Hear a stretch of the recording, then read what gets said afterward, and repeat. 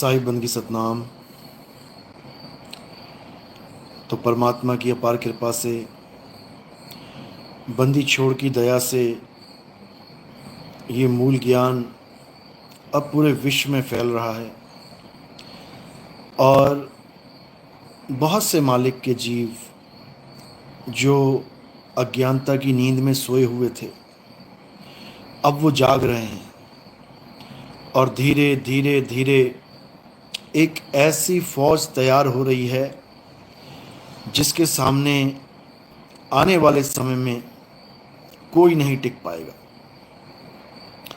ये वही फौज है जिसके बारे में ग्रंथों में, पुराणों में, हदीसों में, बाइबल में जिक्र किया गया है, उसके बारे में बताया गया है। ये वही फौज है जिसको कल्कि की फौज कह के पुकारा जाएगा, जिसको अल्लाह की फौज कह के पुकारा जाएगा, जिसको अकाल पुरख की फौज कह के पुकारा जाएगा, जिसको किंग क्राइस्ट की फौज कह के पुकारा जाएगा, जिसको कबीर गुरु की फौज कह के पुकारा जाएगा। ये वो फौज है, ये सत्य की राह पे चलने वाली फौज है, ये जीवों को सत्य का मार्ग बताने वाली फौज है, ये जीवों को सत्य का परचम लहराने वाली फौज है। घर घर में, जीवों के यहाँ घर घर में सत्य का परचम लहराएगा। ऐसा समय आएगा, दुनिया देखेगी और ये होके रहेगा, इसमें कोई संदेह नहीं है, क्योंकि ये पहले से ही सब कुछ तय है। हम लोग तो केवल एक रोल प्ले कर रहे हैं, एक पार्ट अदा कर रहे हैं। अभी जिसको जो पार्ट मिला है वो उसको अदा कर रहा है। कहानी पहले ही लिखी जा चुकी है, कहानी में कोई फेरबदल नहीं है, कहानी बिल्कुल वैसे ही चलेगी जैसे लिखी गई है। तो आने वाले समय में बच्चा बच्चा जानेगा, बच्चा बच्चा इस ज्ञान को समझेगा। अज्ञानियों का नाश होगा, अज्ञान का नाश होगा और ज्ञान का परचम लहराएगा। ये होना ही है। तो आज जहाँ देखो वहाँ एक ही चर्चा चल रही है कि कल की आने वाले हैं, कल की आने वाले हैं। लग रहा है जैसे बाकी सब कुछ, बाकी सब कथाएं, बाकी सब ग्रंथ सब भूल गए हैं। अब केवल दो ही चीज़ें सबकी जुबान पे आ चुकी हैं। बड़े बड़े महात्मा जो राम कृष्ण के पाठ करते नहीं थकते थे, अब वो भी कहने लगे हैं कि भाई कल की अवतार के आने का समय हो गया है। अब केवल दो ही चीज़ें याद आ रही हैं सबको कि 25, 26, 27 में बहुत बड़ी त्रासदी होगी, जीवों की बहुत हानि होगी, बहुत लोग मरेंगे। जिसके मुंह पे देखो, चाहे वो कोई सिख है, चाहे वो कोई बौद्धिस्ट है, चाहे वो कोई जैनी है, चाहे वो कोई वेदों पुराणों का ज्ञाता है, चाहे कोई कथावाचक है, चाहे कोई साधु संत है, अब सबके मुंह पे एक ही बात आ रही है कि बहुत लोग मरने वाले हैं। अब क्यों मरने वाले हैं? कैसे मरेंगे, क्या कारण है मरने का, ये नहीं बता रहा कोई, क्योंकि इनको पता ही नहीं है कारण है क्या। इनको पता ही नहीं है कारण क्या है, और जब इनको पता ही नहीं है कि कारण क्या है तो ये निवारण क्या खाक करेंगे? इनको पता ही नहीं है कि किसी की मृत्यु गोली से होने वाली है तो क्या बुलेट प्रूफ जैकेट सपने में देंगे उसे? सपने में भी नहीं दे पाएंगे। और इनको ये नहीं पता कि वाणी क्या कह रही है। वाणी कह रही है जितनी ज्यादा त्रासदी होगी, जितने लोग ज्यादा मरेंगे, उतने ही ज्यादा लोगों को इस दुनिया से मुक्त भी किया जाएगा। वाणी ये भी कह रही है क्योंकि सारी दुनिया को सनातन बनाना है। कैसे बनाएंगे? जब सारे मर ही जाएंगे तो कौन रहेगा सनातन? नहीं समझ पाए ये लोग। सारी दुनिया को सनातन बनाने का मतलब ही यही है कि सारी दुनिया को आत्म ज्ञान दे दिया जाएगा। आत्मा ही सनातन है। कल की अवतार आएंगे राम राम कृष्ण कृष्ण राधे राधे करवाने के लिए नहीं आएंगे। फिर उनके आने की जरूरत ही क्या? ये तो पहले से ही चलते आ रहे हैं। राम राम राधे राधे हरे कृष्णा हरे राम, ये तो पहले से ही चलता आ रहा है काम सारा। इसी की तो रोजी रोटी खा रहे हैं ये बाबा लोग। अब कल की अवतार आकर भी यही राम राम राधे राधे करवाएंगे तो फिर आने का फायदा क्या है उनका? इतना भी नहीं जान पाए ये लोग। कल की अवतार के आने का मकसद क्या है? कल की अवतार के आने का मकसद है कि तुम सबको सनातनी बना देना, सबको सत्य सनातन का बोध करवाने आएंगे। ईसा मसीह क्यों आएंगे? सबको सत्य का बोध कराने के लिए आएंगे। इमाम मेहदी क्यों आएंगे? सबको अल्लाह का दीदार करवाने के लिए आएंगे। समझ लो। मैत्रेय बुद्ध क्यों आएंगे? सबको खुद का दीपक स्वयं बनाने के लिए आएंगे। अपो दीपा भवा, अपना दीपक स्वयं बन जाओ। कौन बन गया अपना दीपक? बुद्धिस्ट को ले लो, आज भी बुद्ध की प्रतिमाओं को पूज रहे हैं देवताओं की तरह, भगवानों की तरह। कौन बन गया अपना दीपक? स्वयं। मत्थे टेक रहे हैं, यात्राओं पे जा रहे हैं, कोई भी अपना दीपक नहीं बन पा रहा है। कौन बनाएगा अपना दीपक? मैत्रेय बुद्ध बनाएंगे। Maitreya Buddha is the future Buddha. He will definitely come. Just wait and watch what will happen in the future. वही बनाएंगे सबको अपना दीपक स्वयं। तुम अपने सहारे जीवित रहोगे, तुम अपने सहारे जंग लड़ोगे। कली काल से, कली काल से जंग जितवाने के लिए ही ये सब आ रहे हैं। चिंता मत करो, कली काल का खात्मा यही करेंगे। यही दज्जाल है। यही दज्जाल है, समझ लेना, जिसके पास दोजक का जाल है। और दोजक क्या है? मां का गर्भ ही दोजक है। समझ लो, जो मां के गर्भ में आ गया वो दोजक में आ गया। इसी को कुंभी नरक बोला है बाबा नानक ने। कुंभी इसलिए बोला है क्योंकि मां का पेट कुंभ की तरह, घड़े की तरह बाहर आ जाता है। उसमें ये जीव उल्टा लटका होता है और तरह तरह की अंदर गंदगी भरी होती है। देखना कभी बच्चा पैदा होता कैसा होता है, तुम्हारी हालत खराब हो जाएगी। उस गंदगी में, उस नरक में, उस वैतरणी नदी में 9 महीने उल्टा लटक के आ रहा होता है। समझो, उस नरक का खेल खत्म कर देंगे इमाम मेहंदी। उस दोजक का खात्मा कर देंगे इमाम मेहंदी। समझ लो, चूरामन अवतार आने वाला है।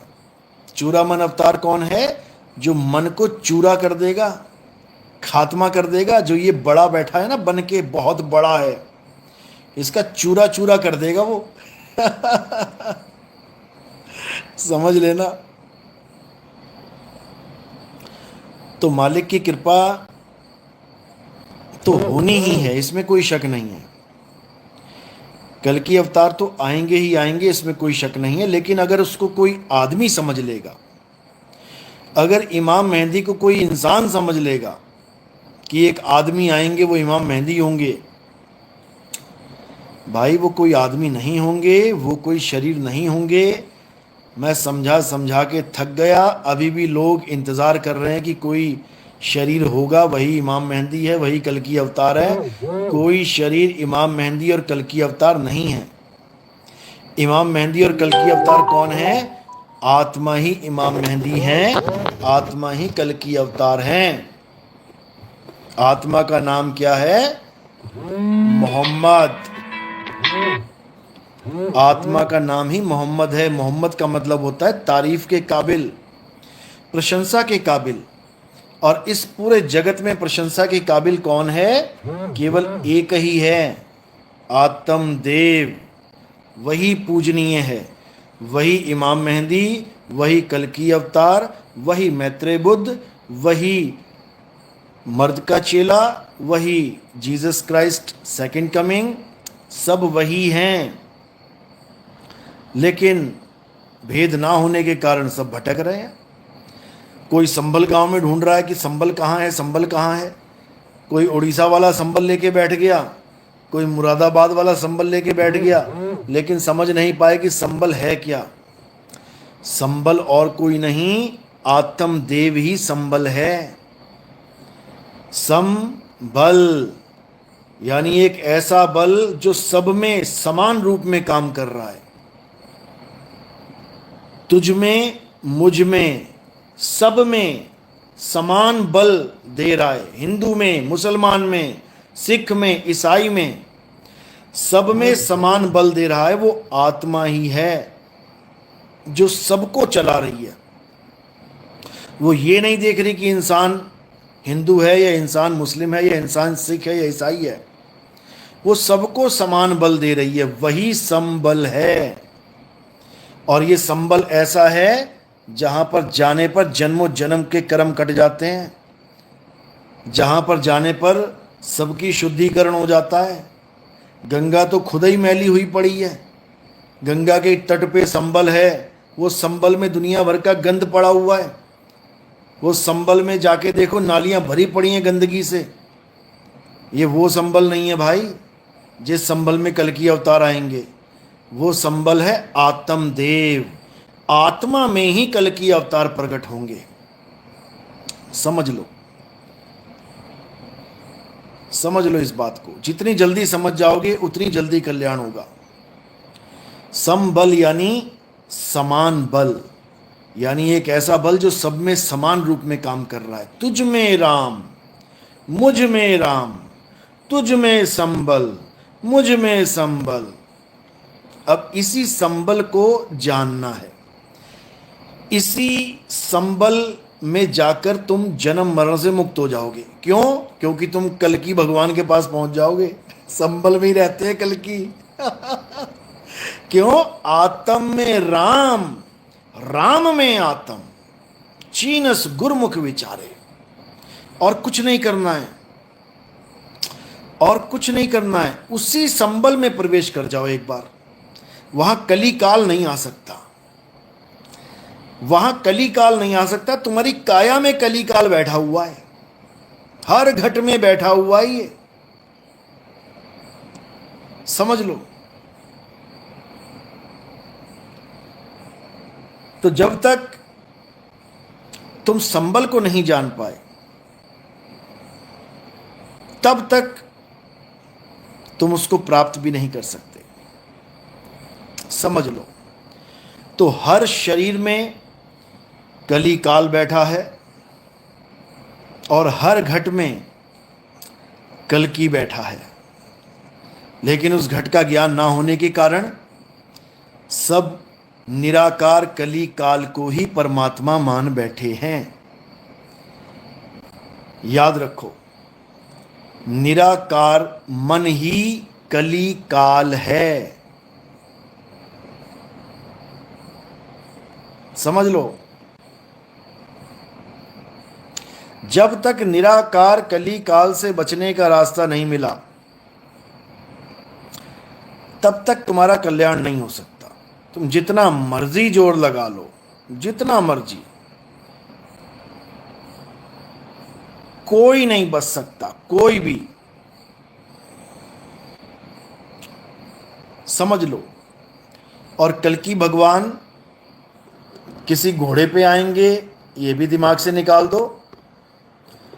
ये वो जमाना नहीं है भाई कि घोड़े पे आएंगे बैठ के। घोड़ा क्या है मैंने बताया था पहले भी। बुद्धि के घोड़े, यानी तुम्हारी बुद्धि इतनी तीव्र कर देंगे, घोड़े की तरह तुम्हारी बुद्धि कर देंगे, एकदम दौड़ना चालू हो जाएगी। जो जंग लगा रखी है ना कली काल ने इस बुद्धि के घोड़े पे, इसके पैरों में जंग लग गई है। जब कल्कि आएंगे तो बुद्धि के घोड़े दौड़ाएंगे, सबके बुद्धि के घोड़े दौड़ने लग जाएंगे अपने आप ही, अपने आप। जो जो उनकी वाणी सुनता जाएगा अपने आप उसके घोड़े दौड़ने लग जाएंगे, अपने आप। और तलवार कौन सी लेके आएंगे? ये लोहे वाली तलवार नहीं लेके आएंगे कि पहले लोहार से तलवार पिटवाएंगे कि पीट भैया लोहा, उसके बाद तलवार बनेगी उसकी। वो विवेक की तलवार लेके आएंगे। विवेक की तलवार कहां पे लिखा है? गीता में जाओ, अध्याय 4, इसका आखिरी श्लोक पढ़ लेना, तुम्हें कल्कि की तलवार नजर आएगी वहां पे।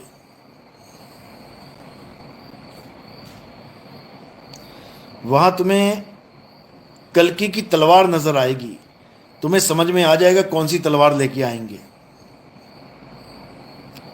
उसके बाद तुम ये कभी नहीं सोचोगे कि कोई घोड़ा या कोई तलवार लेके कल्कि अवतार आएंगे। समझ लो।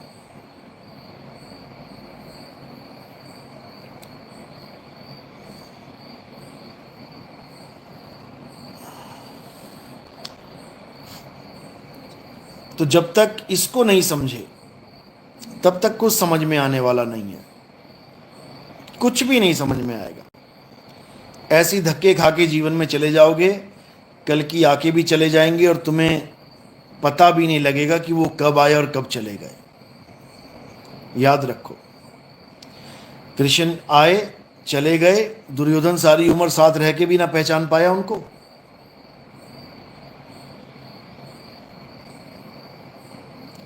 समझो।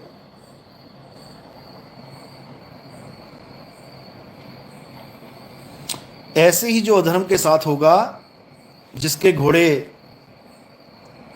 नहीं दौड़ पाएंगे बुद्धि के, वो उसको कभी पहचान ही नहीं पाएंगे।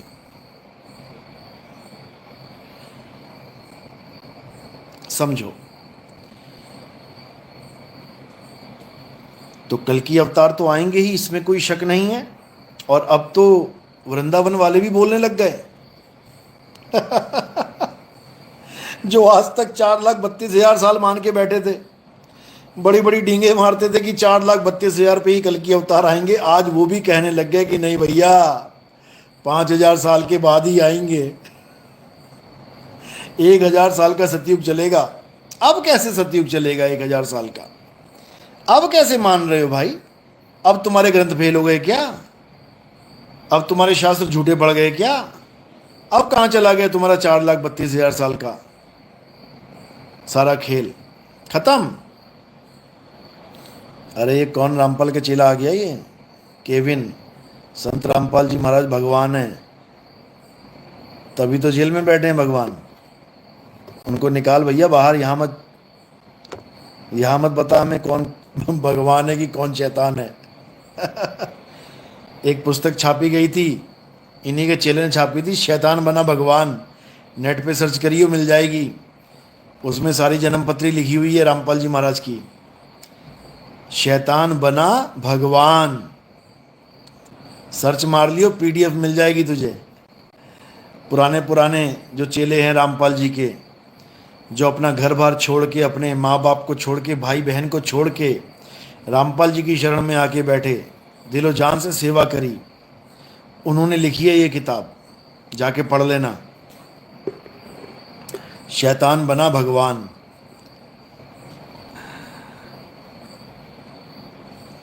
और देखो इतना शातिर है ये, इतना शातिर आदमी है, क्या बताया जाए तुम्हें। और इसके चेले इतने शातिर हैं। अभी आने वाली 15 तारीख को इनका सबका खेल ख़त्म कर दिया जाएगा। जो हमारी वीडियो एक बार सुन लेगा, नया भगत जो इनके सत्संग से प्रभावित हो रहा होगा, जो इनके ज्ञान से प्रभावित हो रहा होगा, एक बार अगर वो सत्संग सुन लेगा जो 15 अगस्त को आने वाला है, क्योंकि आज़ादी का दिवस है, तो इन लोगों की भी आज़ादी का कोई ना कोई इंतजाम तो करना ही चाहिए, आखिर ये भी मालिक के जीव हैं। जो एक बार उस सत्संग को सुन लेगा वो दोबारा कभी जीवन में रामपाल का नाम नहीं लेगा। ऐसा सत्संग, ऐसा विवेक दे देंगे लोगों को। इंतजार करो बस।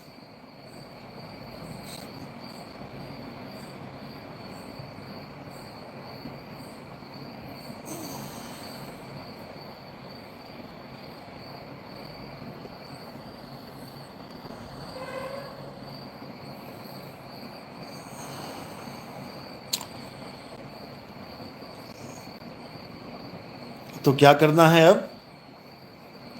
अब अच्छे से समझ लेना है कि समय तो आना ही है और खात्मा भी होना ही है, लेकिन जो कल्कि की शरण में, निह कलंक अवतार की शरण में आता जाएगा वो अमर होता जाएगा। उसे मौत छू भी नहीं सकती, उसे कोई अस्त्र शस्त्र छू भी नहीं सकता। क्यों नहीं छू सकता? कारण क्या है? जैसे एक वो उड़ीसा का बाबा है, आजकल खूब प्रवचन करता है, त्रिसंध्या देता है, लोगों को मूर्ख बनाता है, कहता है माधव नाम जपोगे तो परमाणु बम भी फेल हो जाएगा। बता, अरे कहीं गलती से चला मत जाइयो परमाणु क्षेत्र में, धुआं भी नहीं मिलेगा, कहाँ चला गया, हड्डियां तो बहुत दूर की बात है। परमाणु गिर गया और तू माधव माधव नाम जप के कहीं भरोसा करके चला गया और तेरी हड्डियां छोड़, तेरा धुआं भी नहीं मिलेगा, राख भी नहीं मिलेगी, कहाँ चली गई। ऐसा मूर्ख बनाते हैं ये लोग। अरे माधव नाम में इतनी ताकत है कि परमाणु बम का मुकाबला कर सकता है। तू एक लाठी का मुकाबला करके दिखा दे माधव नाम से, एक लाठी खा के दिखा दे, माधव नाम जप लियो तू, तेरे सिर पे लाठी कोई मार दे, तेरा माधव नाम तेरा छूट जाएगा 2 मिनट में। ऊआ ऊआ करता फिरेगा, रोता फिरेगा। लोगों को माधव नाम से जोड़ रहा है कि माधव माधव जपो तो परमाणु बम भी तुम्हारे ऊपर गिर जाएगा, तुम बच जाओगे। निकम्मे निकम्मे, सुधर जा, सुधर जा, बता रहा हूं मैं। परमाणु से बचाएगा माधव नाम।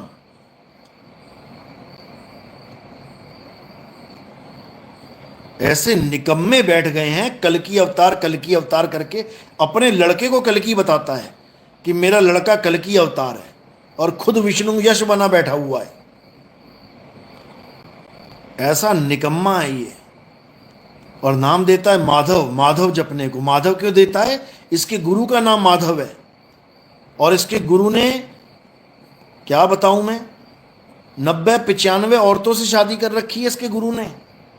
90-95 औरतों को एक जगह पे रख रखा है इसके गुरु ने। मर गया, अब 108 पूरा करना चाहता था। 108 औरतों के साथ संबंध बनाना चाहता था, लेकिन पहले ही खिसक गया, पहले ही निकल गया संसार से। 108 पूरे नहीं कर पाया।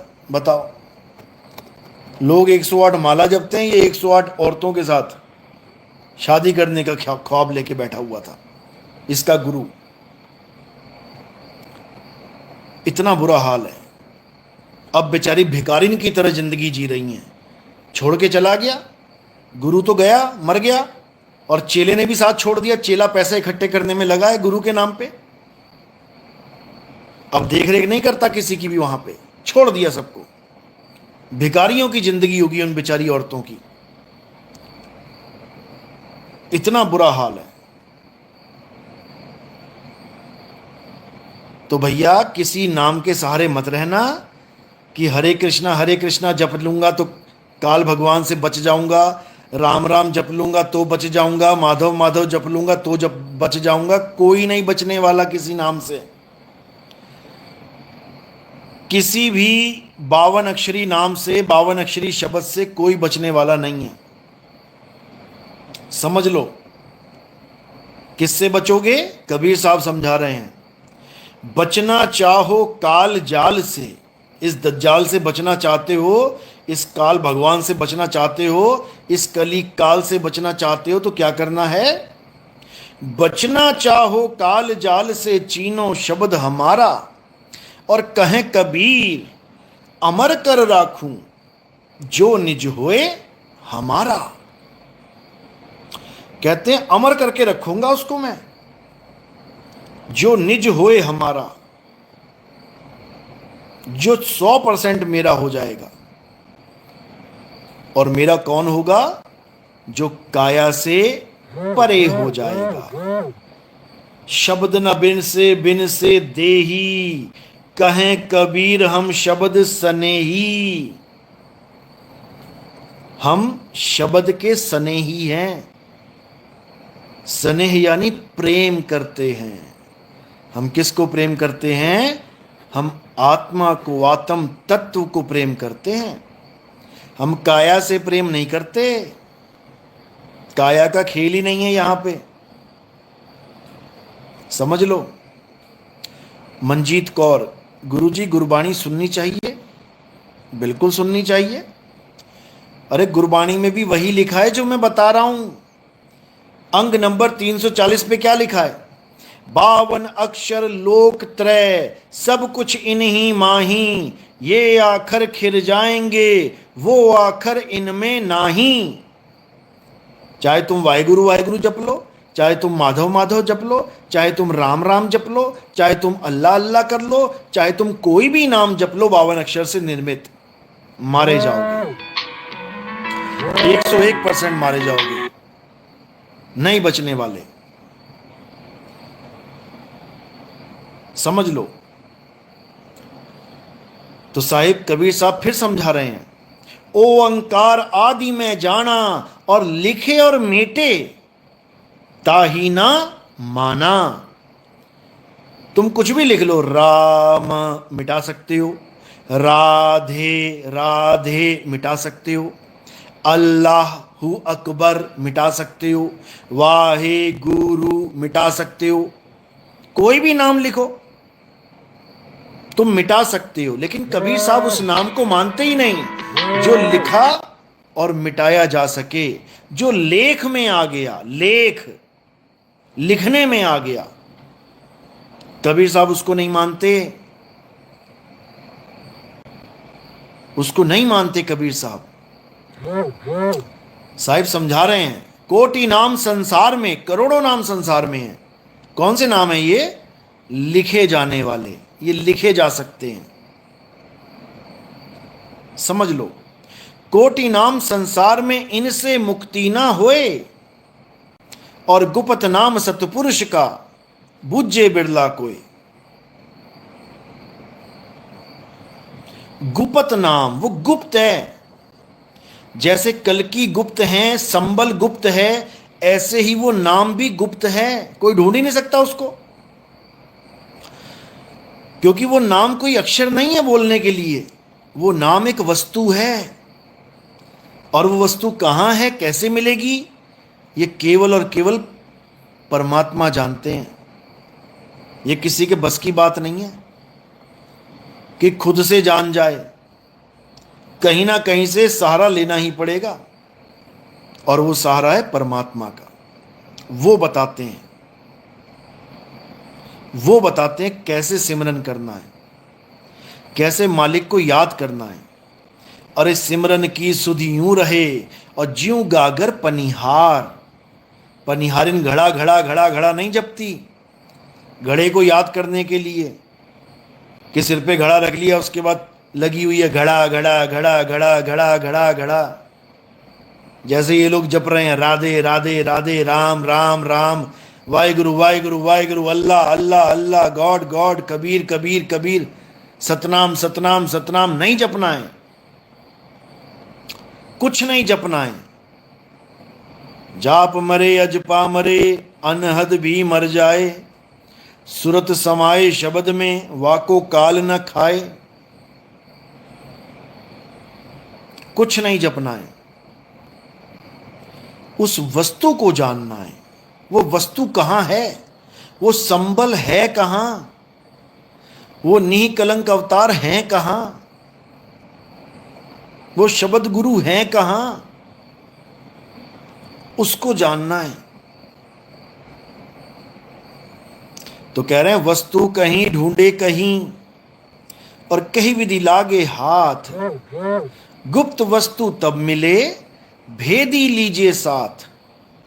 भेदी लीना साथ में, और दीनी वस्तु लखाए, कोटि जन्म का पंथ था, पल में पहुंचा जाए। करोड़ों जन्म लग जाते उस वस्तु को ढूंढते ढूंढते, लेकिन गुरु ने दया करी कि करोड़ों जन्म की जगह पल में दिया बताए। ये गुरु की दया होती है। कुछ नहीं जपना है। सुरेंद्र सिंह राणा, क्या बात है राणा भाई, कुछ नहीं जपना है, कुछ भी नहीं। जाप छोड़ना है। सोई गुरु पूरा कहाए, दो अक्षर का भेद बताए, एक छुड़ाए। हिंदुओं से राम राम छुड़वा देंगे, मुसलमानों से अल्लाह अल्लाह छुड़वा देंगे, सिखों से वाहिगुरु वाहिगुरु छुड़वा देंगे, ईसाइयों से गॉड गॉड छुड़वा देंगे। समझ लो, जो जो तुम नाम पकड़ के बैठे हो सब छुड़वा देंगे। कबीर पंथियों से कबीर कबीर छुड़वा देंगे। कुछ नहीं जपना, कुछ नहीं जपना। अरे मुख से कहें कबीर कबीर, तो ना कटे काल की पीर। नाम हमारा सब जग लेता, भेद हमारा कोई न कहता। और मेरा भेद पावेगा सोई, और जिसका सतगुरु पूरा होई। जिसका गुरु पूर्ण है, पूरा ज्ञान रखता है, वही तुम्हें पार कर पाएगा, नहीं तो कोई नहीं पार कर सकता। समझ लो।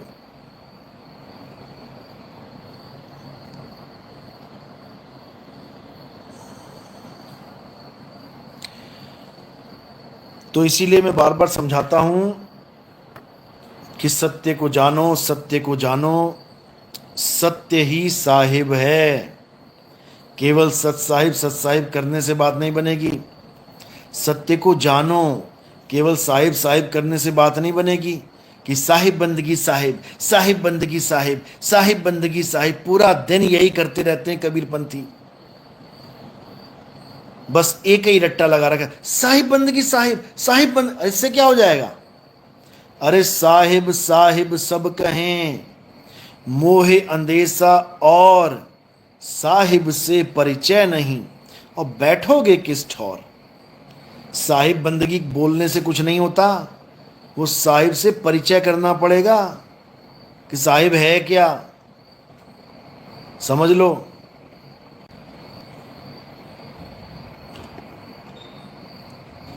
परोहान फैक्ट्स। गुरुजी प्रेमानंद ने अनुष्का शर्मा और विराट कोहली को कहा कि राधे राधे जपो, मोक्ष मिल जाएगा। वो लोग मोक्ष के लिए वहां गए थे। अब जितना ज्ञान होगा उतना ही बोलेगा। जिसके पास 100 का नोट होगा, अगर कोई भिखारी उसके पास गया तो वो 100 से ज्यादा नहीं दे सकता। जिसके पास 1000 का नोट होगा, कोई मदद मांगने के लिए गया तो 1000 से ऊपर नहीं दे सकता। और जिसके पास अनंत धन है, उसके पास कोई भी आ जाए, कितना भी मांग ले, सब मिलेगा। तो जिसके पास परमात्मा का सच्चा नाम होता है वो अनंत है। परमात्मा अनंत है, किसी नाम का बंधा हुआ नहीं है कि किसी नाम का बंधा हुआ है कि तुम कहोगे नाम जप के कि आ जाओ और उसको आना पड़ेगा। ऐसा कुछ नहीं होता। समझ लो, ऐसा कुछ नहीं होता। कोई नाम जप के मुक्ति नहीं मिलती। किसी भी नाम जप के परमात्मा नहीं मिलता, बिल्कुल नहीं मिलता। ना मैं जप में, ना मैं तप में, ना एकांत निवास में, बिल्कुल नहीं मिलता। इसलिए सब नामों को त्याग देना है, कोई नाम नहीं जपना है। तो करना क्या है? हे अर्जुन, अध्याय 3 17वां श्लोक घोट के पी जाओ। हे अर्जुन, जो अपनी आत्मा में रमण करते हैं, जो अपनी आत्मा में तृप्त हैं, जो अपनी आत्मा में संतुष्ट हैं, उनके लिए कोई धार्मिक कर्म कर्तव्य लागू ही नहीं होता। ये धार्मिक कर्म कर्तव्य हैं, ये नाम जाप, मंत्र जाप, हवन यज्ञ, पूजा पाठ, तीर्थ मूर्त, ये सब ये क्या हैं? ये धार्मिक कर्म कर्तव्य हैं। कर्म कांड कहते हैं इनको। ये नाम जाप, ये सब कर्म कांड है, ये सब छोड़ देना है। क्योंकि जो आत्मा में रमण करते हैं उनके ऊपर कोई कर्म कर्तव्य लागू ही नहीं होता। समझ लो। अब बचा क्या कि आत्मा में रमण कैसे करें। अब यह भेद कैसे पता लगे कि आत्मा में रमण कैसे करें।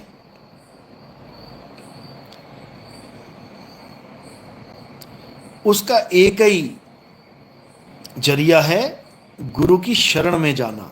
अध्याय 4 34वां श्लोक। हे अर्जुन, जो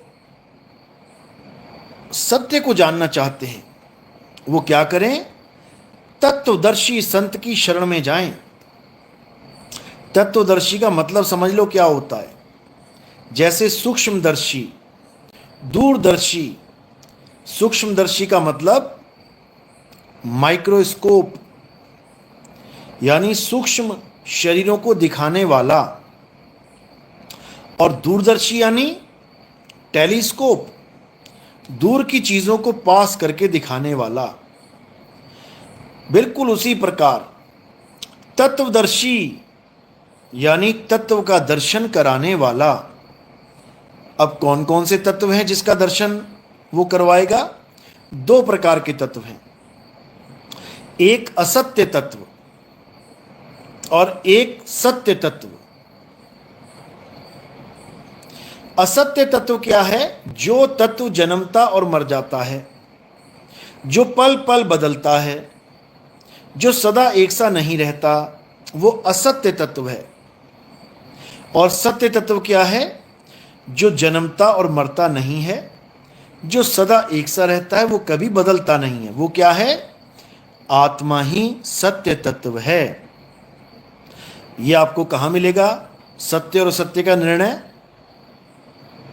अध्याय 2 16वां श्लोक।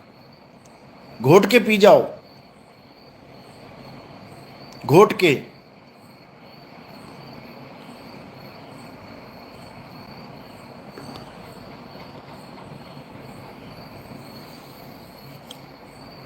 उसमें बताया गया है कि 2 प्रकार के तत्वों का ज्ञान तत्वदर्शी संत देते हैं। मंत्र नहीं जपवाते।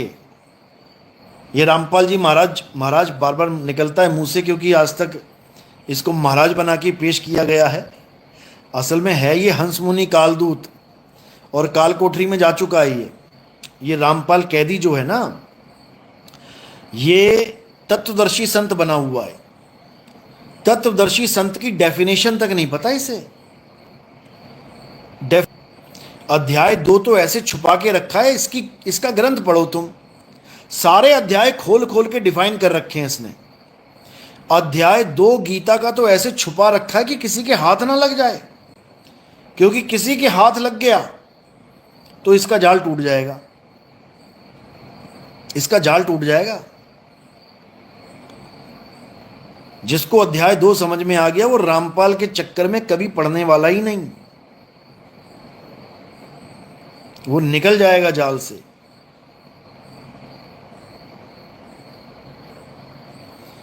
जसवीर दास, हाँ जसवीर दास पहले रामपाल जी के ही शिष्य थे।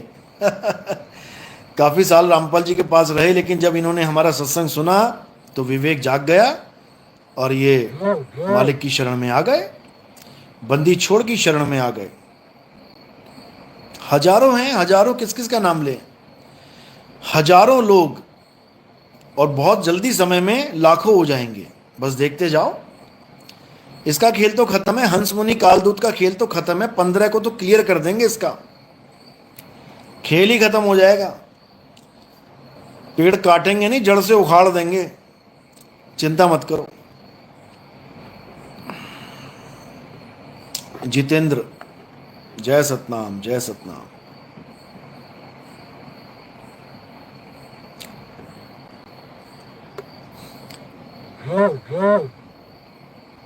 तो इसीलिए मैं बार बार समझा रहा हूं कि कल की अवतार तो आएगा, उसे कोई रोक नहीं सकता। लेकिन कोई कहे कि वृंदावन वाला बाबा कल की अवतार है या रामपाल बाबा कल की अवतार है या कोई और बाबा कल की अवतार है। भैया कोई बाबा कल की अवतार नहीं है। कल की अवतार कौन है? आत्म देव ही कल की अवतार हैं। समझ लो, अच्छे से समझ लो। कल की अवतार ना तो कभी जन्म लेंगे और ना ही कभी उनकी मृत्यु होगी।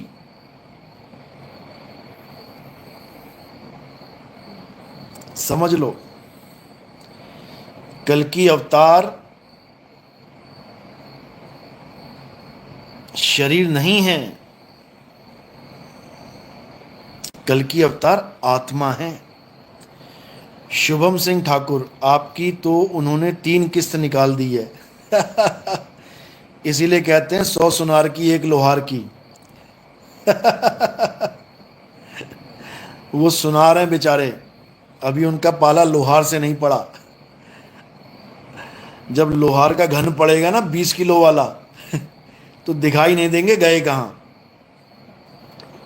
अच्छी बात है।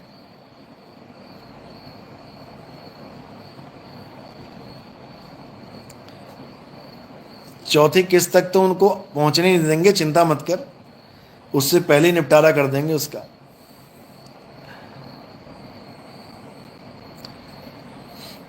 तो कल्कि का मतलब क्या होता है? कल्कि का मतलब होता है कलंक से रहित। कलंक से रहित यानी कि निःकलंक। गरीबदास जी की वाणी में आता है कि निःकलंक अवतार भारत में आएंगे, भारत में प्रकट होंगे और भारत से कहां चले जाएंगे? पश्चिम में चले जाएंगे। देखो कॉम्बिनेशन देखो, गरीबदास जी की वाणी में आता है कि कल्कि अवतार यानी निःकलंक अवतार भारत में आएंगे। इसको जम्बू द्वीप भी बोला गया है। जम्बू द्वीप के दक्षिणी पार्ट में बोला गया है, दक्षिण से आने की भी बात की गई है। जहां दक्षिण से आने की बात की गई है वो जम्बू द्वीप, ये जम्मू नहीं है। जम्मू, ये जम्मू वाले गुरु ने, इस निकम्मे ने क्या किया, सारी जनता को ये बता दिया देखो जम्मू लिखा है, जम्मू में अवतार होगा वो, और खुद ही अवतार बन के बैठ गया। क्योंकि लोग बेचारे अज्ञानी जीव, उनको क्या पता जम्मू और जम्बू इन दोनों में क्या फर्क है। वो जम्बू को जम्मू बना के बैठ गया। बताओ, जम्बू द्वीप एशिया का बड़ा पार्ट है जिसमें भारत दक्षिण में आता है। जम्बू द्वीप के दक्षिण में भारत आता है। तो भारत की निशानी बताइए कि जम्बू द्वीप में परमात्मा अवतार लेके आएंगे, परमात्मा का अवतार होगा, पैदा नहीं होंगे। पैदा होने की भी बात लिखी है, उसका अलग भेद है। क्योंकि हदीसों में पैदा होने की बात लिखी है कि इमाम मेहंदी कहां आएंगे, कौन से स्थान पे पैदा होंगे, ये लिखा गया है। वो उसका अलग भेद है।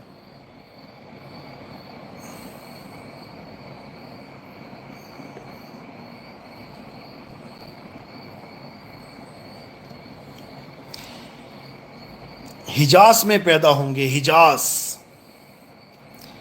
अब हिजाज जो भेद है, हिजाज, इसमें सारी कहानी समझ में आ जाएगी।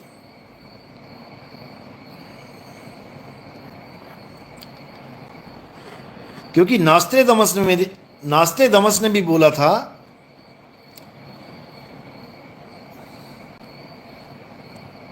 कि जो सारी दुनिया को रास्ता दिखाने वाला आएगा, शायर ने बोला उसको, वो भारत में ही आएगा।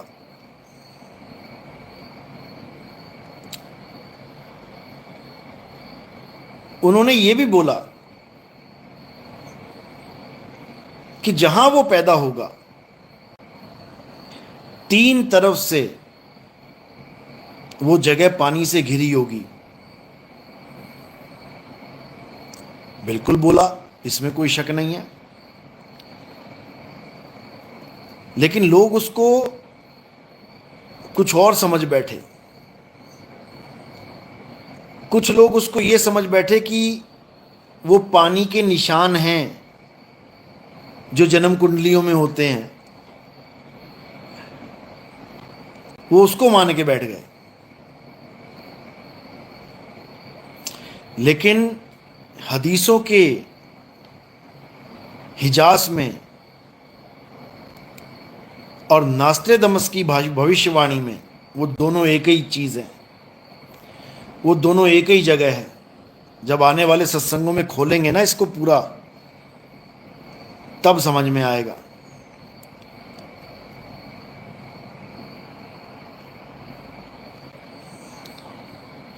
ऋषभ पाटिल, उस परमात्मा का नाम है शिव। अभी आप शिव तक ही पहुंचे हो इसलिए ये बात कर रहे हो। जब आपको शिव से आगे का ज्ञान मिलेगा तब आपको समझ में आएगा कि वो शिव भी नहीं है। अभी नहीं समझ में आएगा।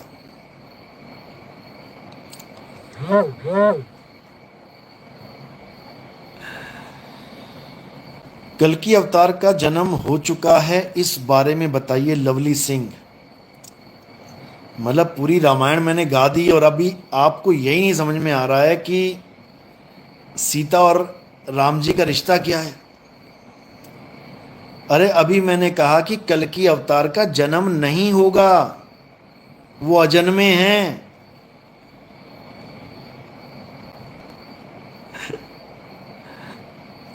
वो अजन्मे हैं, वो प्रकट होंगे।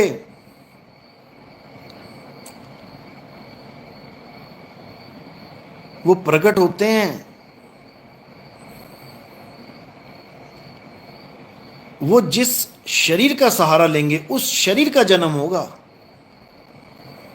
कल्कि अवतार का जन्म नहीं होगा।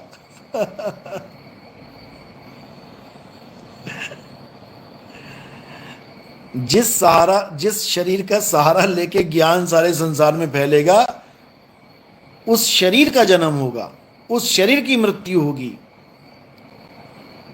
कल्कि अवतार की मृत्यु नहीं होगी।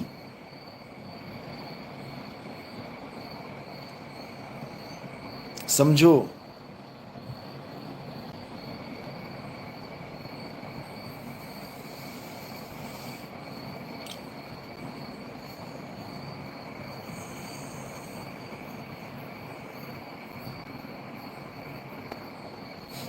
तो नीह कलंक राया,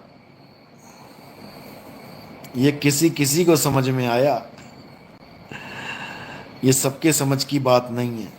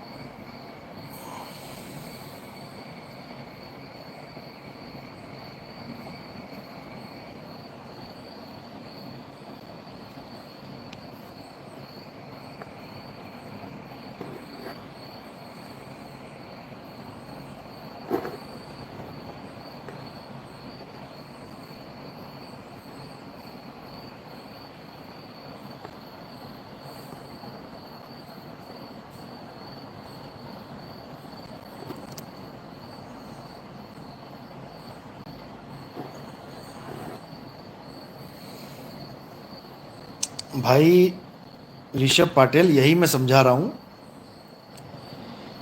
कि जो आप बोल रहे हो ना कि शिव, वो शिव ब्रह्मांड के रचयिता हैं, बिल्कुल अच्छी बात है। सृष्टि के सृजनहार हैं, बिल्कुल अच्छी बात है।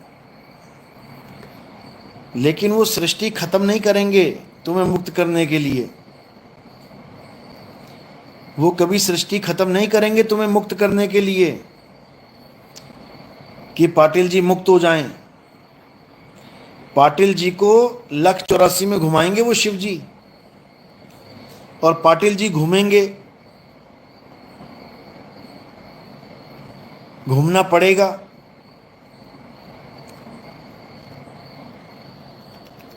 पाटिल जी को 84 में घुमाएंगे वो, जिसकी पाटिल जी महिमा गा रहे हो।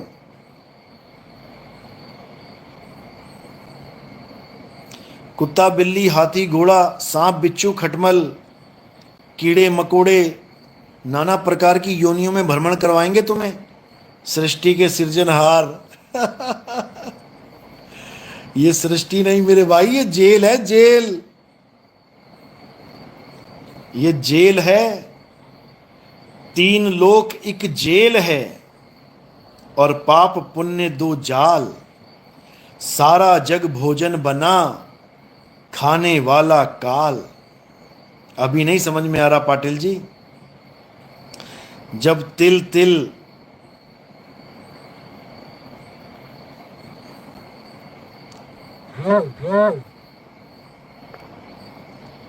तरसोगे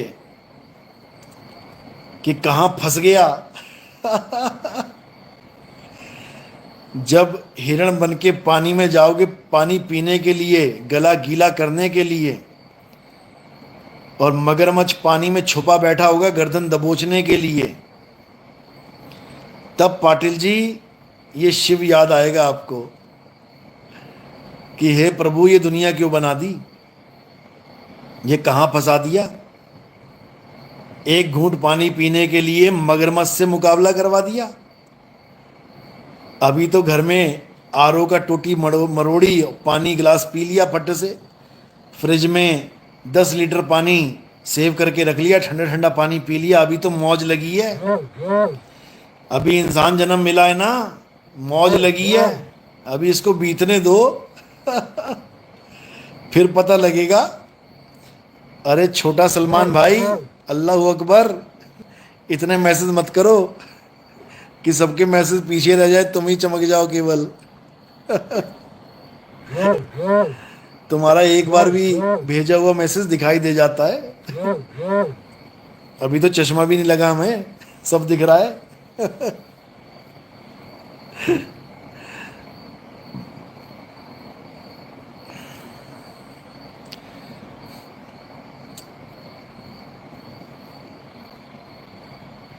काव्या मानिकपुरी,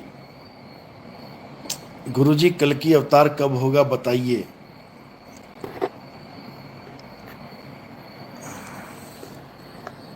अरे कल की अवतार हो चुका है, बिगुल बच चुका है, फौज तैयार हो रही है उनकी, अभी भी नहीं समझ में आ रहा है।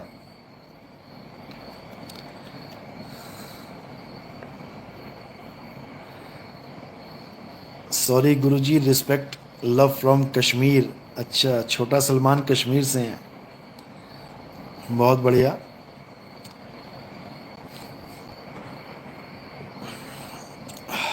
गुरुजी मेरे बारे में बताओ, मत ही पूछा करो मुझसे,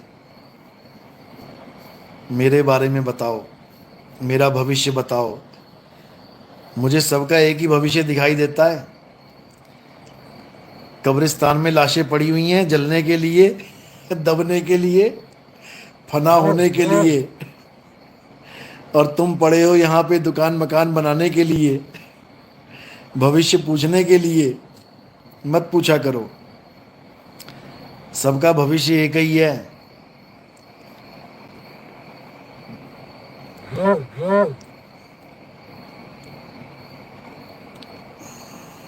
शमशान घाट, कब्रिस्तान, सबका यही भविष्य है। कितना ही कमा लो, कितना ही धमा लो, कितना ही वंश बना लो, कुछ भी कर लो, शमशान घाट तुम्हारा इंतजार कर रहा है।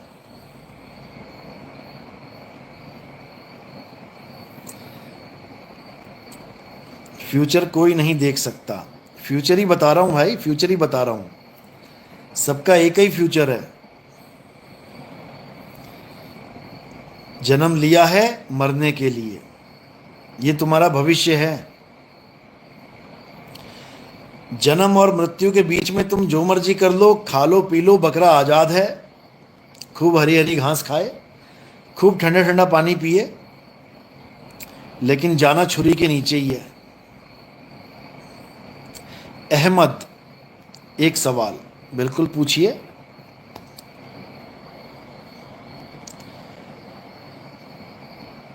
लिबरेशन ऑफ सोल, हम तो अजन्मे हैं, बिल्कुल, इसमें कोई शक नहीं, हम सब अजन्मे हैं, लेकिन अपने आप को शरीर मान बैठे हैं, पांच तत्व की काया मान बैठे हैं, इसलिए अपने आप को जन्म मरण में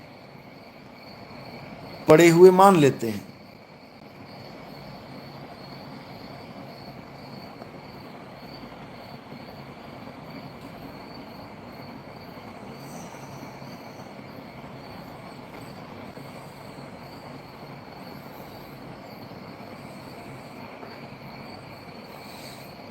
फ्रिस्की, फ्रिस्की, अच्छा, माता पिता से मन भर गया है क्योंकि वो तिरस्कार करते हैं। बाकी दो बड़े भाई हैं, उन्हें प्रेम करते हैं, उनके लिए सब है, मेरे लिए रोटी पर घी भी नहीं है, मुझे गलत बोलने का अधिकार नहीं है, क्या करूं, अपने मन में क्या भाव रखूं। भाव तो बेटा एक ही रखना है कि शुक्र मनाओ कि उनकी वजह से तुम दुनिया में आ गए। कम से कम वो घी नहीं रख रहे तो तुम खुद कमा के घी रख सकते हो। अगर तुम कुत्ते की योनि में या तुम सूअर की योनि में होते तो घी की जगह कुछ और खा रहे होते, नालियों में मुंह डाल रहे होते। तो इसलिए ठीक है, माँ बाप से नहीं बनती कोई बात नहीं, लेकिन शुक्र मनाओ क्योंकि तुम कर्जदार हो। ये तुम्हारे ऊपर कर्ज है माँ बाप का कि तुम्हें वो मौका मिल गया जिस मौके पे तुमने चौका मारना है। ये जो मौका मिला है तुम्हें, इंसान जन्म, इसमें तुमने चौका मारना है और निकल जाना है यहां से। ना उनको अच्छा बोलने की जरूरत है, ना उनको बुरा बोलने की जरूरत है, क्योंकि ये तुम्हारे कर्म हैं। अगर वो तुम्हें प्यार नहीं कर रहे हैं तो ये तुम्हारे कर्म हैं, क्योंकि तुम्हारे कर्मों की वजह से ही तुम्हें प्यार मिलता है और तुम्हें नफरत भी कर्मों की वजह से ही मिलती है। ना कोई तुम्हें प्यार कर सकता है, ना कोई तुम्हें नफरत कर सकता है। जैसे तुम्हारे कर्म होंगे अपने आप ऑटोमेटिकली वो सिचुएशन बनती ही चली जाती हैं। इसलिए बिल्कुल दिमाग से निकाल दो, उनके लिए कोई भी जहर है हटा दो उसको, बिल्कुल निकाल दो।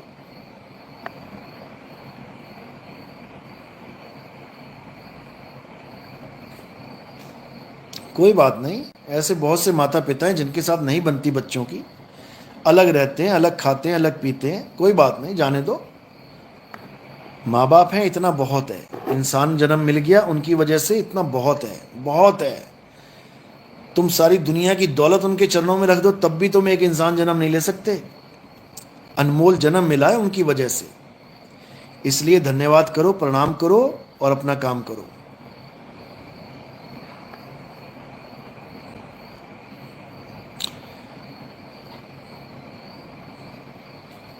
मंजिता साहिब, हम आपसे नाम दीक्षा लेने के लिए कब से आपकी राह देख रहे हैं, कृपा करना हम पे, बाकी हम जल्द नाम सिमरन कर सकें, ताकि हम जल्द नाम सिमरन कर सकें। सिक्किम आप कब आओगे? सिक्किम मेरा बनने वाला है प्रोग्राम, बहुत जल्दी आएंगे, आप वेट करो थोड़ा सा, 2-3 महीने के अंदर सिक्किम का चक्कर लग जाएगा एक, आप बिल्कुल चिंता मत करो। मर्द का चेला पंकज दास, अगर ऐसा है तो तुम पहले जन्म में क्या थे, क्या नाम था तुम्हारा? कृष्ण जी मछली बने, कछुआ बने, तो क्या वो अलग अलग आत्मा थे? किससे पूछ रहे हो भाई? चलो, जितेंद्र गोस्वामी, गुरुजी क्या मुझे तीसरी दीक्षा लेनी चाहिए? तीसरी दीक्षा भाई हेडक्वार्टर पे मिलती है, हेडक्वार्टर वहीं तीसरी दीक्षा मिलती है, जहाँ जहाँ भेद बताया गया तुम्हें नहीं कलंक अवतार का, वही देंगे तीसरी दीक्षा। जब वहाँ तीसरी दीक्षा मिलेगी तब मुझसे संपर्क करना।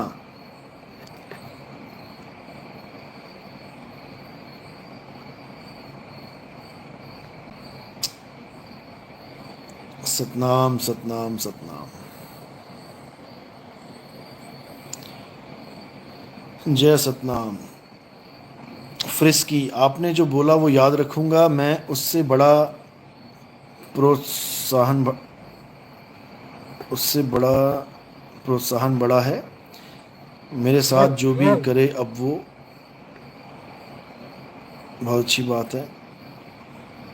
मैं आपकी बात ही मन में बार बार दोहराऊंगा। बहुत बढ़िया,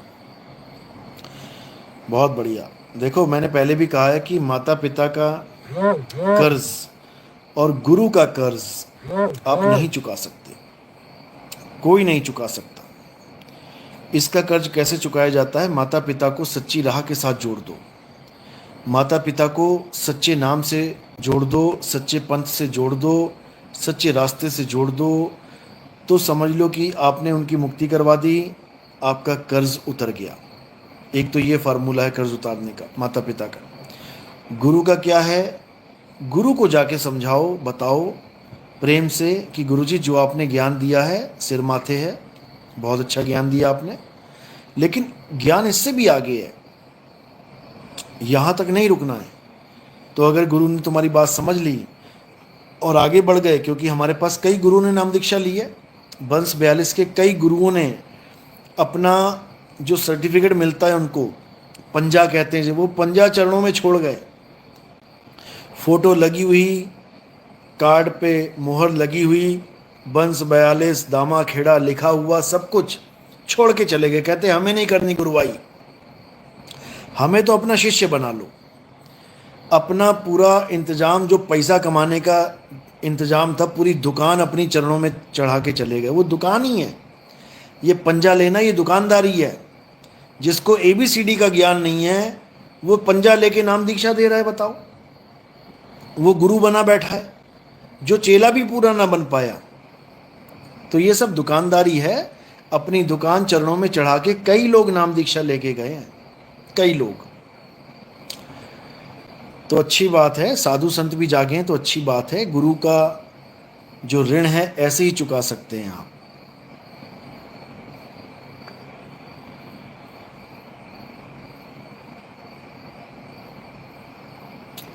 ऋषभ पाटिल, फिर समझ लो बेटा, आप कह रहे हो कि गुरुजी जाते जाते एक ही बात कहूँगा, वो परम बीज सतगुरु के पास ही आपको जाना है। आप शिव की ही संतान हैं, वो परमात्मा का सत्य अनुभव ही परम अनुभव है। अभी आपको शिव का कंसेप्ट क्लियर नहीं है ना, दिक्कत ये है। आप कहना तो आपके भाव अच्छे हैं, कहना आप बहुत अच्छी चीज़ चाहते हो, लेकिन जब आप अटक गए हो ना शिव में, देखो 3 अवस्थाओं का ज्ञान होता है, जीव शिव पीव। कबीर साहब समझा रहे हैं, जीव शिव सब प्रगटे वह ठाकुर वह दास। जो आप कह रहे हो ना कि आप उसी की संतान हो, ये साहिब जीव और शिव की बात कर रहे हैं। जितने भी जीव हैं वो सब उसी शिव की संतान हैं। लेकिन कैसे? काया रूप में। ये काया कहाँ से आई है? निराकार से ही साकार प्रकट होता है। ये निरंकारी बाबा लोग ये साकार सृष्टि को निराकार से ही उत्पन्न हुआ मानते हैं, तो पिता पुत्र का नाता हो गया ना। लेकिन मैं शरीर थोड़ी नहीं हूं कि मैं शिव को अपना पिता कहूं। शिव यानी निराकार और काया यानी साकार। जितनी भी काया हैं ये सब किसके पुत्र हैं? शिव के पुत्र हैं, कोई शक नहीं है। लेकिन मैं काया थोड़ी नहीं हूं, मैं किसी का पुत्र उत्तर नहीं हूं भाई, समझो। अज्ञानता में हम पुत्र होते हैं, ज्ञान में कोई किसी का पुत्र और किसी की मां, किसी का बाप नहीं होता। बुल्ले शाह देखो क्या कह रहे हैं, कहते हैं ना मैं भेद मजबदा पाया, ना मैं अपना नाम तराया, ना मैं आदम हब्बा जाया, बुल्ला की जाना मैं कौन। बस इतनी सी बात। कह रहे मैं आदम हब्बा का जाया नहीं हूं, मैं किसी की औलाद नहीं हूं, मैं अजन्मा हूं, आत्मा हूं, अपने स्वरूप को भूला बैठा हूं, इसलिए जीव बना बैठा हूं। अपने स्वरूप को जान लूंगा मालिक की दया से, तो पीव अवस्था में आ जाऊंगा। बहुबंधन में बांधिया एक बेचारा जीव, और केवल छूटे आपने जो न छुड़ाए पीव। अब पीव जब छुड़ाता है तो क्या करता है? पीव अपने समान कर लेता है। गुरु को कीजिए दंडवत और कोटि कोटि प्रणाम, और कीट न जाने भृंग को गुरु कर ले आप समान। कीट न जाने भृंग को। अभी तुम नहीं जानते कल की अवतार को। कल की अवतार तुम्हें जीव रहने ही नहीं देगा। कल की अवतार तुम्हें अपने जैसा बना लेगा।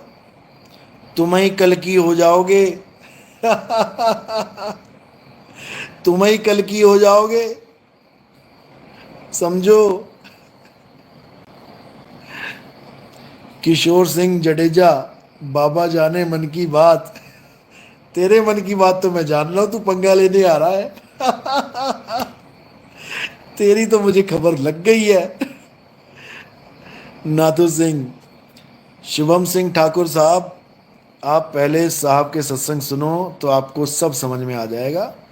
कहत कबीर सुनो भाई साधु नितिन दास चैनल पर बिल्कुल आप सत्संग सुन सकते हैं। कहत कबीर सुनो भाई साधु, साथ में नितिन दास लिख देना, 2 चैनल आ जाएंगे वहां पे, दोनों अपने ही हैं, दोनों पे मेरी फोटो लगी है। कहत कबीर सुनो भाई साधु नितिन दास, बस इतना लिखोगे तो दोनों फोटोज आ जाएंगी। दोनों चैनल को सब्सक्राइब कर लेना ताकि बार बार ढूंढना ना पड़े, और कोई भी वीडियो मैं डालता हूं वो तुम्हारे पास पहुंच जाएगी, ठीक है। या फिर नितिन दास के सत्संग लिखोगे तो आ जाएगा। आप उसको ध्यान से सुनना, अच्छे से विचार करना, एक एक बात समझ में आने लग जाएगी। या फिर आप गूगल प्ले स्टोर पे जाओगे, कहत कबीर सुनो भाई साधु लिखोगे, आ जाएगा। या फिर आप www.realkgf.com, रियल KGF, असली KGF यानी असली कबीर गुरु की फौज। एक नकली फौज भी बैठी हुई है। ये नकली कबीरपंथी भी बैठे हुए हैं, इसलिए हमारी साइट का नाम है realkgf.com। आप उस पर जाइए, आपको सारे सत्संग मिल जाएंगे, आपको सारी जानकारी मिल जाएगी। अच्छे से ध्यान से एक एक बात को समझना, सब समझ में आने लग जाएगा। चलो, बाकी आपको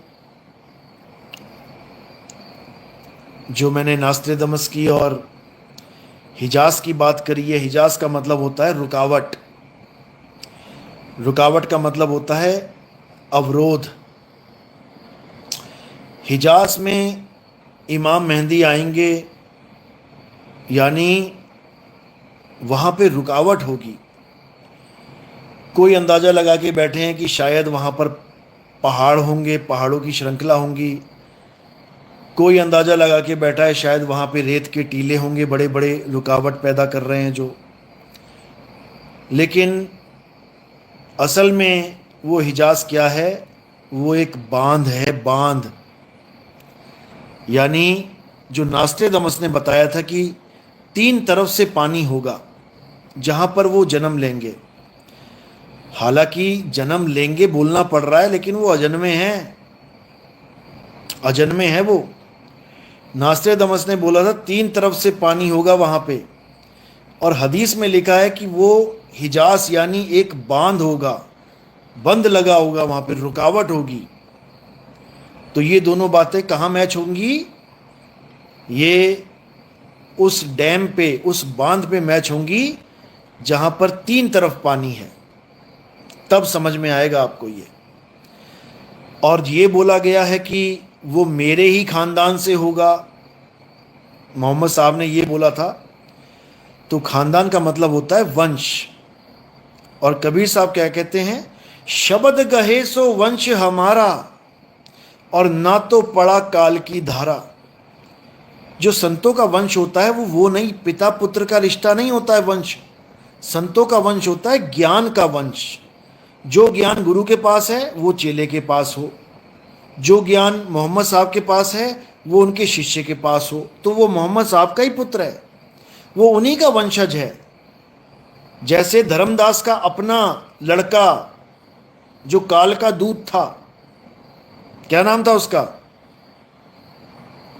नाम लिखो, वंश 42 वाले तो खूब अच्छे से जानते हैं। धर्मदास का अपना लड़का, जिसको कबीर साहब ने निकलवा दिया था कि निकालो इसको घर से बाहर, था तो मालिक का ही जीव, लेकिन काल का दूत बन गया था। यानी अज्ञान का घूंट पी लिया था उसने, अज्ञानी जीव था नारायण दास।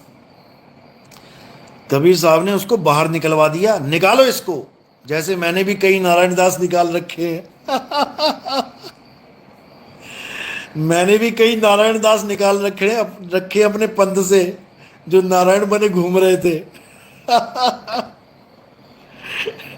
तो नारायण दास को निकालना ही पड़ता है, क्योंकि वो नारायण बनने के चक्कर में होते हैं।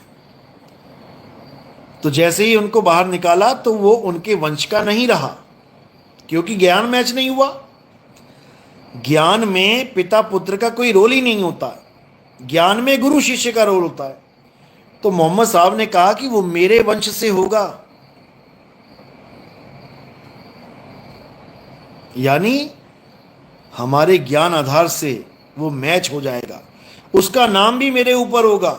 अब लोग सोच रहे हैं उसका नाम मोहम्मद होगा, लेकिन वो नहीं जानते कि मोहम्मद नाम ही आत्मा का है। हम सब मोहम्मद ही हैं, इसीलिए हर मुसलमान के आगे मोहम्मद मोहम्मद मोहम्मद लगाया जाता है बार बार, उसको याद दिलाने के लिए कि तू शरीर नहीं, तू आत्मा है, क्योंकि आत्मा का नाम ही मोहम्मद है। इसीलिए मुसलमान एक दूसरे को भाई जान, अम्मी जान, अब्बू जान, चच्चू जान, मामू जान कहते हैं, क्योंकि जान का मतलब ही आत्मा है, शरीर नहीं है। कहते हैं इसकी जान निकल गई। शरीर पड़ा रह गया, जान निकल गई। अब क्या है जान? जान वो है जिसकी वजह से ये शरीर में जान है, ये बेजान नहीं है, ये जीवित है, निर्जीव नहीं है। समझो, वो है जो हिजाज में आएंगे, समझो। और जो खान है, खान क्यों लगाया जाता है? क्योंकि खान में ही खुदाई करके हीरा मिलता है। तुम खुद वो खान हो जिसकी खुदाई करनी है। तुम अपनी खान को छोड़ के तुम पता नहीं कहां मगजमारी करने जा रहे हो, तुम कहां हीरे ढूंढने जा रहे हो। हीरे खान में छुपे हैं, इसीलिए तुम्हें नाम के साथ खान दिया गया है। शाहरुख खान, सलमान खान, आमिर खान, ये खान वो खान, क्योंकि इसी खान में हीरा छुपा हुआ है। लेकिन इस हीरे को पाए कैसे, यही नहीं पता। खान खुद घूम रही है हीरा ढूंढने के लिए। खान खुद गली गली में ढूंढ रही है हीरा कहाँ है, हीरा कहाँ है। कभी मक्का, कभी मदीना, और हीरा कहाँ है? खान में ही हीरा छुपा है।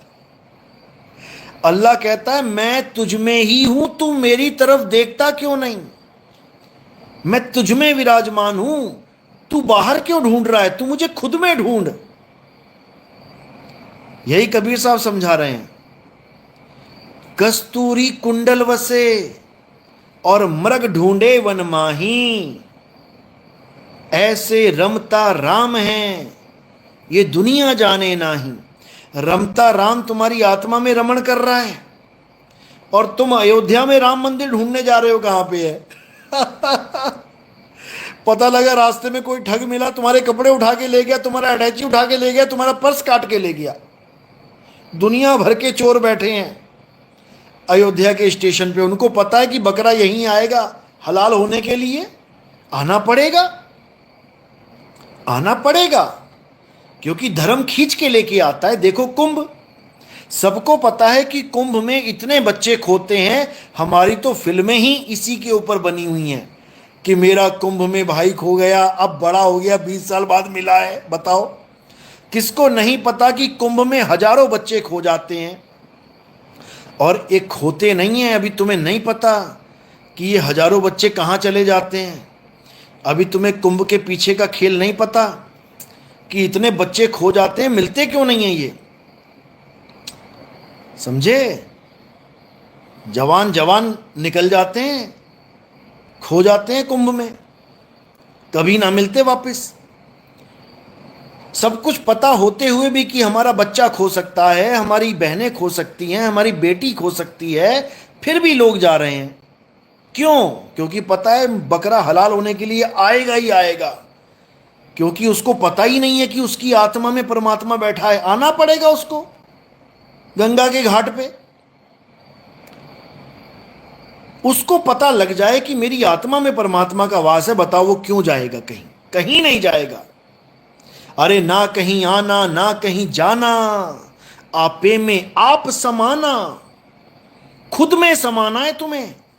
यही गीता समझा रही है। जो अपनी आत्मा में रमण करता है, ये रमण रेती में रमण नहीं करना जाके कि वृंदावन में रमण रेती में, तुम रेत में डोल रहे हो, रेत में घूम रहे हो, रेत में लौट रहे हो। रेत में लौटना किसका काम है?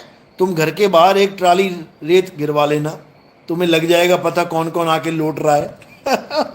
सबसे पहले कुत्ते आएंगे और उस रेत को खोदेंगे, क्योंकि बाहर गर्मी है, रेत खोद के नीचे ठंडक मिलेगी, घुस जाएंगे रेत में। उसको कहते हैं रेत में रमण करना। तुम थोड़ी नहीं करोगे रेत में रमण, तुम करोगे, तुम आत्मा में रमण करो। अध्याय 3 17वां श्लोक। हे अर्जुन, जो अपनी आत्मा में रमण करते हैं, रेत में रमण नहीं करते, आत्मा में रमण करते हैं, उनके लिए कोई धार्मिक कर्म कर्तव्य लागू ही नहीं होता।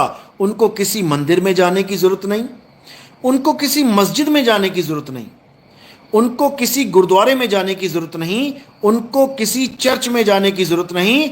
उनके घट में ही परमात्मा विराजमान है।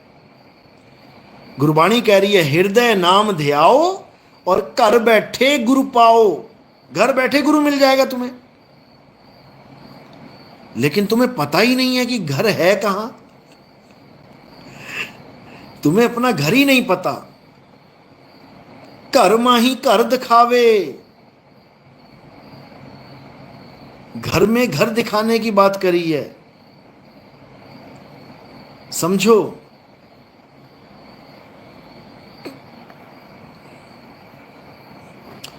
खुद में ही खुदा है। खुद में आ, खुद में आ तो मिलेगा खुदा।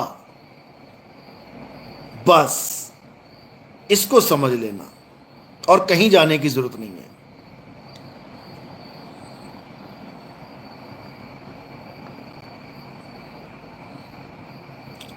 तो इन नकली कल्कि अवतारों का अब आगे से आगे, क्योंकि देखो नकली भगवान होता है तो नकली भगत भी होता है। जब पौंड्रक आया था तो पौंड्रक अकेला थोड़ी नहीं बैठा था कृष्ण बन के, उसके आगे पीछे हवा करने वाले भी थे। जय जयकार करने वाले भी थे। वासुदेव की जय हो, वासुदेव है पौंड्रक, लेकिन वासुदेव की जय बोलने वाले कितने थे। इसी प्रकार नकली कल्कि अवतारों के पास भी मूर्खों की कमी नहीं होगी। होंगे मूर्ख वहां पे बैठे हुए जो उसको कल्कि अवतार मान के बैठेंगे। एक से एक मूर्खानंद बैठे हैं वहां पे। लेकिन भाई तुमने मूर्ख नहीं बनना है। तुम अच्छे से समझ लो, आत्मा ही कल्कि अवतार है। शुद्ध चैतन्य स्वरूप आत्मा ही अकाल पुरुष है। अकाल, जिसका काल कुछ नहीं बिगाड़ सकता। कली काल उसका कुछ नहीं बिगाड़ सकता। बाकी सबको उल्टा लटका देगा, बाकी सबको गाजर मूली की तरह काट देगा। लेकिन आत्मदेव को नैनम छिंदंती शस्त्राणी, नैनम दहति पावका, न चैनम क्लोदंतापे, न शोषति मारुता। उसका कोई कुछ नहीं बिगाड़ सकता, कोई भी नहीं। समझे? घर में घर दिखाए, सो सतगुरु पुरख सुजान। बिल्कुल, जो तुम्हें घर में ही घर दिखा दे, घर से बाहर जाने का आदेश ना दे, घर में ही घर दिखा दे, सो सतगुरु पुरख सुजान, वही सतगुरु पुरख है।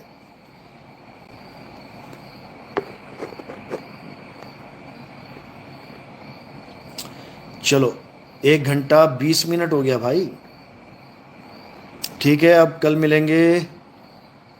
साहिब बंदगी सतनाम,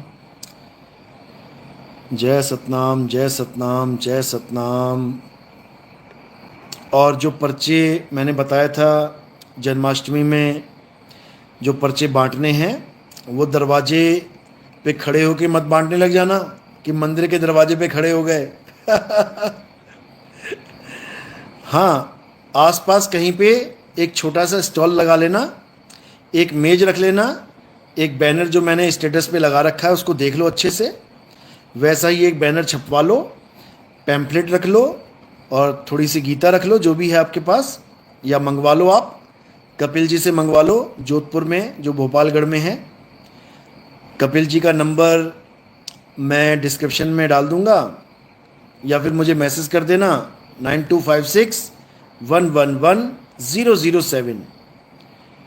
तो आप मुझे मैसेज कर देना, उनका नंबर मिल जाएगा आपको, गीता मंगा सकते हैं आप। और मंदिर से थोड़ा सा हटके दाएं या बाएं, अगर 2 भगत हैं तो एक दाएं और एक बाएं लग जाओ, और हर हर गीता घर घर गीता ये घर घर तक पहुंचा दो। पैम्फलेट बांटो ज़्यादा, पैम्फलेट में स्कैनर है, जो भी स्कैनर पैम्फलेट लेता है उसको स्कैन करवाओ, स्कैन करके सब्सक्राइब करवाओ, ताकि कोई ना कोई वीडियो हमारी आती जाए वहाँ पे। क्योंकि एआई का ज़माना है, एक बार जिसने सब्सक्राइब कर लिया तो उसी से रिलेटेड वीडियोस अपने आप आती रहती हैं। तो आज नहीं तो कल, कल नहीं तो परसों, परसों नहीं तो नरसों जागेगा। लेकिन केवल पर्चा दे दोगे, पढ़ के फेंक देगा, उसका कोई फ़ायदा नहीं, एक बार में नहीं समझ में आता ये ज्ञान। तो ज़्यादा से ज़्यादा सब्सक्राइब करवाना है, लोगों को सब्सक्राइब करवाओ। जैसे ही किसी के साथ बात हो, समझ में आने लगे उसको, उसी वक्त उसको बोलो मोबाइल निकालो, स्कैनर पे जैसे ही कैमरा ऑन करोगे, कैमरा ऑन करना है, वीडियो नहीं ऑन करना है, कैमरा ऑन करना है। जैसे ही कैमरा ऑन करोगे, स्कैनर कैमरे में दिखते ही अपने आप यूट्यूब चैनल आ जाएगा, उसको क्लिक कर देना, तो वहाँ पे सब्सक्राइब का बटन होता है, उसको दबा देना, और वहाँ पर एक 3 ऑप्शंस आती हैं, उसमें सबसे ऊपर वाली ऑप्शन को क्लिक कर देना, जिससे हर वीडियोस उसके पास पहुँचे और कोई ना कोई ज्ञान की ऐसी बात उसके दिमाग में घर कर जाए कि उसका जीवन बदल जाए और नकली ज्ञान से वो बाहर आ जाए।